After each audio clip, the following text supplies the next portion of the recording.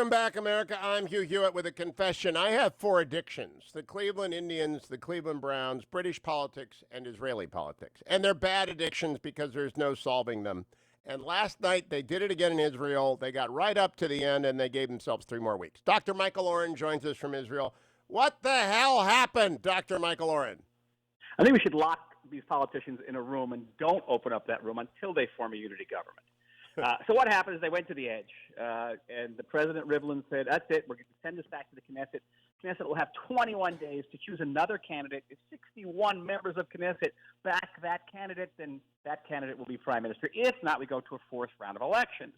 But at the 11th hour, Rivlin backtracked and said he's going to give Benny Gantz and Benjamin Netanyahu another 21 days to try to find a unity government, and if not, we will go to a fourth round of elections.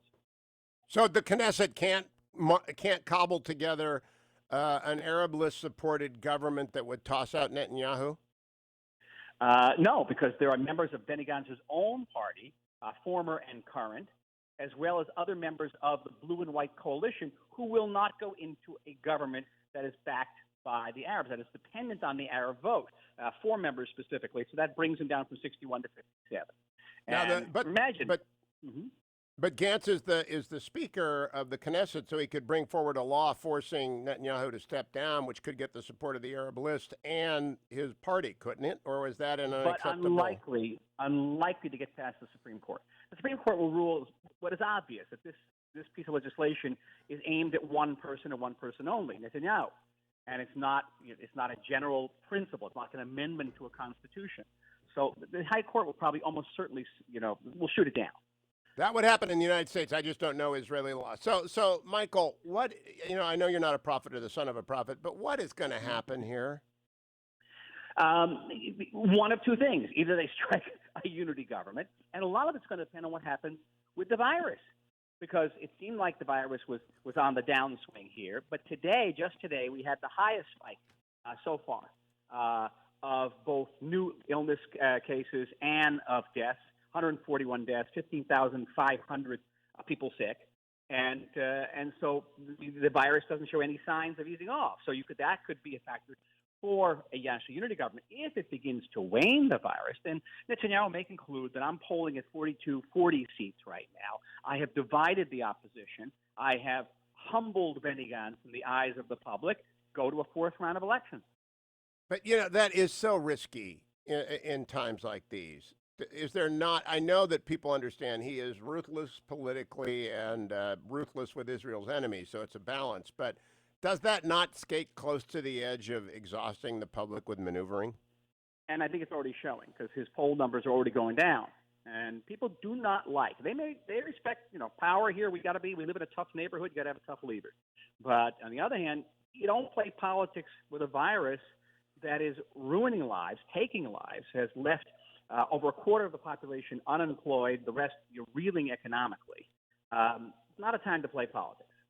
What is the Israeli economy like? Is it in tatters like the American economy is basically stalled? It is stalled. Moreover, we're much more dependent on tourism than you are. And it's a big problem. We have all the hotels empty, all the restaurants empty. Our national airline, El Al, is threatening to go bankrupt unless it's immediately bailed out. So it's very, very hard hit, our economy. What will bounce back quickly is our high-tech sector, which is about 12% of our economy. And already they're talking about getting high-tech people back into work, and most of the people are very young, healthy, and resistant. So we'll be able to bounce back on that sector, but other sectors, like in the United States, who knows? In terms of the IDF, the Charles de Gaulle, the French aircraft carrier, has been stricken with over 600 cases of the virus. Is the IDF managing to keep itself sequestered and away from illness? Well, the famous story is of the Israeli pilot who had to make an emergency landing on an American aircraft carrier, and the captain, flew him off, saying, don't land. The pilot says, I'm going to land. The American captain said, oh, you can't land, and the Israeli pilot landed anyway, and the American captain said to him, how dare you land an Israeli plane in an American aircraft carrier? And the Israeli pilot struck his helmet and said, oh, my God, I thought it was one of ours. I've never heard that. Is that an old story? It happens to be, believe it or not, a true story.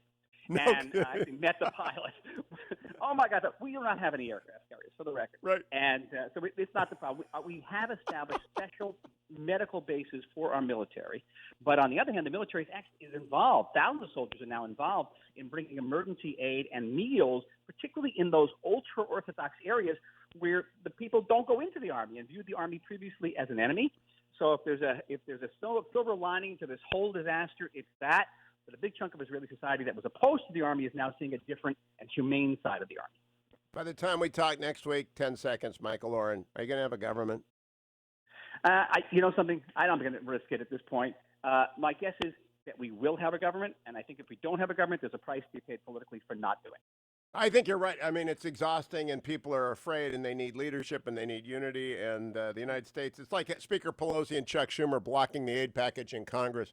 There are some tricks you don't play when the pony is not in a show but is dying. I'll be right back. Dr. Michael Oren, follow him on Twitter at Dr. Michael Oren. Follow me.